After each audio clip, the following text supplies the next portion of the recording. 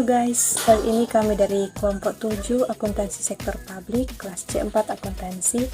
Kami akan membahas materi tentang budgeting penganggaran sektor publik dan jenis-jenis anggaran sektor publik. Sebelumnya saya akan memperkenalkan anggota kelompok kami, yaitu yang pertama ada Inka Sefrani Supu, yang kedua ada saya sendiri Jaina Margareta Ante, yang ketiga ada Jessica Jennifer Manuho, yang keempat ada Priscilia Yulia Mema, dan yang kelima ada Renita Aprilia Gracia Thomas.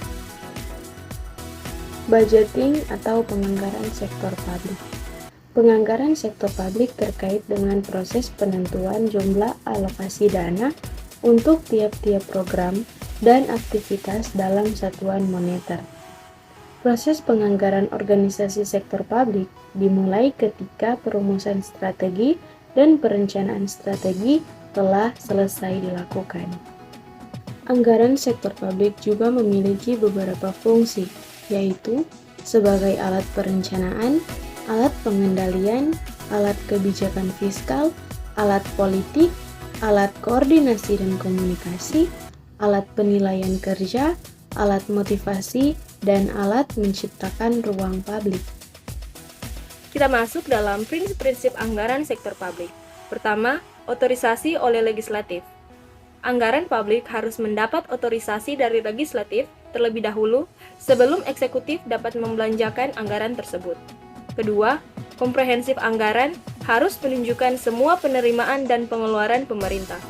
Oleh karena itu, adanya dana non-budgeter pada dasarnya adalah menyalahi prinsip anggaran yang bersifat komprehensif. Ketiga, keutuhan anggaran. Semua penerimaan dan belanja pemerintah harus terhimpun dalam dana umum atau general fund. Keempat, non-directionary appropriation atau jumlah yang disetujui oleh Dewan Legislatif harus termanfaatkan secara ekonomis, efisien, dan efektif.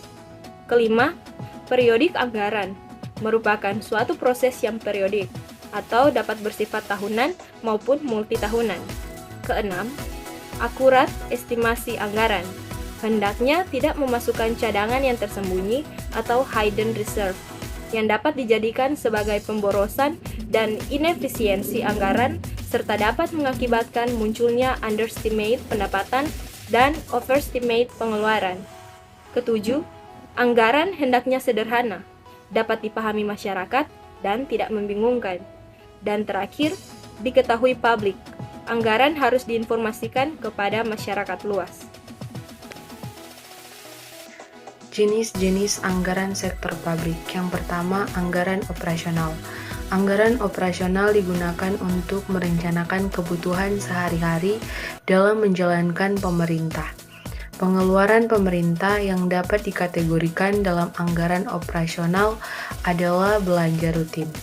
Belanja rutin adalah pengeluaran yang manfaatnya hanya untuk 1 tahun, anggaran yang tidak dapat menambah aset atau kekayaan bagi pemerintah.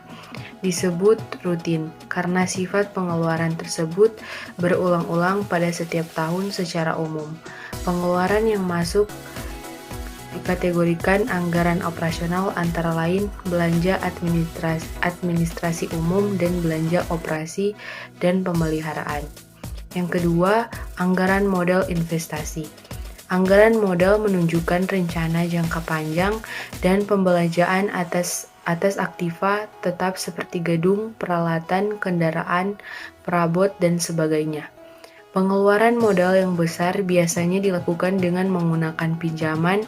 Belanja investasi atau modal adalah pengeluaran yang manfaatnya cenderung melebihi 1 tahun anggaran dan akan menambah aset atau kekayaan pemerintah.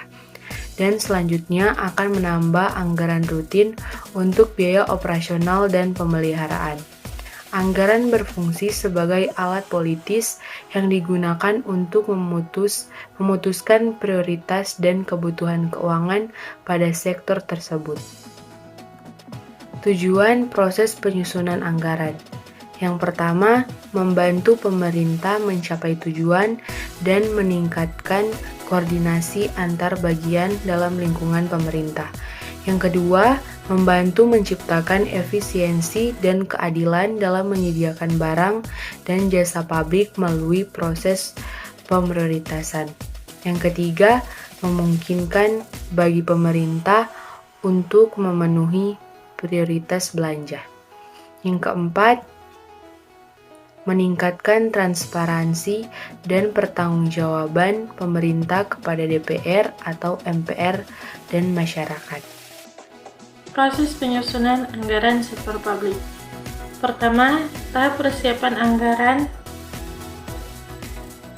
Pada tahap persiapan anggaran, dilakukan taksiran pengeluaran atas dasar taksiran pendapatan yang tersedia.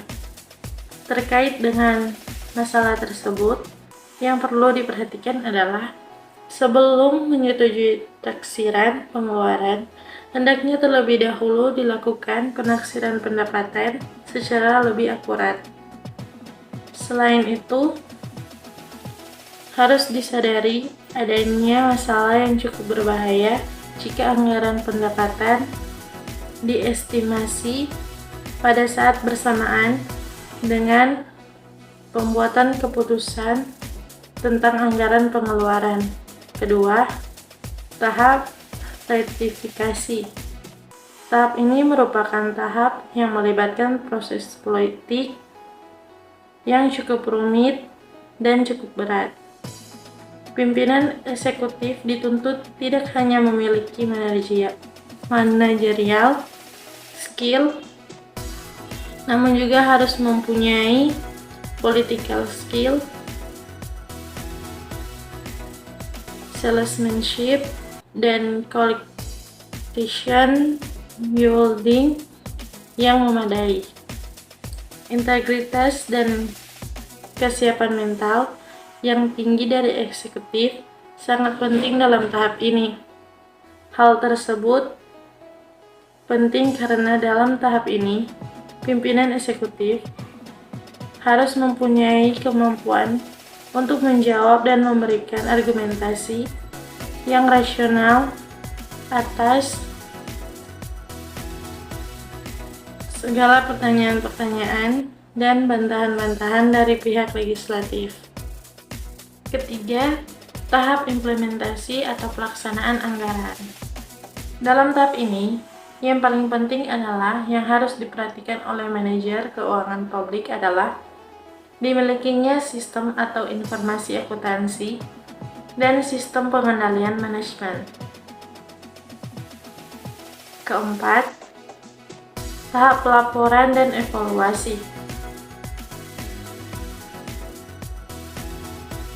Tahap pelaporan dan evaluasi terkait dengan aspek akuntabilitas. Jika tahap implementasi telah didukung dengan sistem akuntansi dan sistem pengendalian manajemen yang baik, maka diharapkan tahap budget, reporting, and evaluation tidak akan menemukan banyak masalah. Studi kasus penganggaran sektor publik.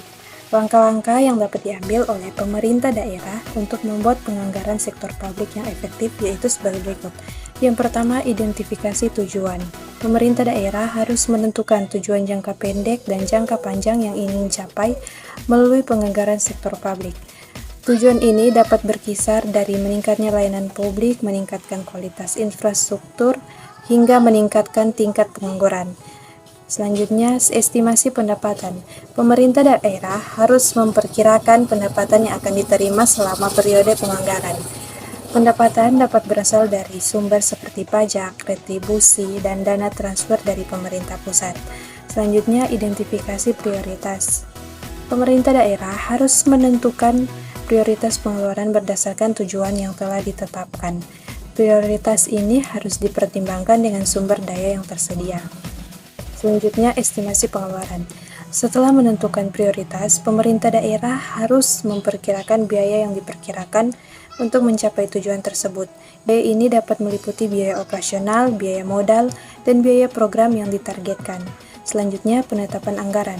Setelah memperkirakan pendapatan dan pengeluaran, pemerintah daerah harus menentukan jumlah anggaran yang diperlukan untuk mencapai tujuan yang telah ditetapkan. Anggaran ini harus disetujui oleh lembaga legislatif setempat sebelum dapat diterapkan. Selanjutnya, pelaksanaan dan monitoring. Setelah anggaran disetujui, pemerintah daerah harus mengimplementasikan pengeluaran sesuai dengan prioritas yang telah ditetapkan. Selain itu, pemerintah daerah juga harus melakukan pemantauan terhadap pengeluaran dan melaporkannya secara teratur kepada masyarakat. Sekian materi dari kami, semoga bermanfaat. Terima kasih.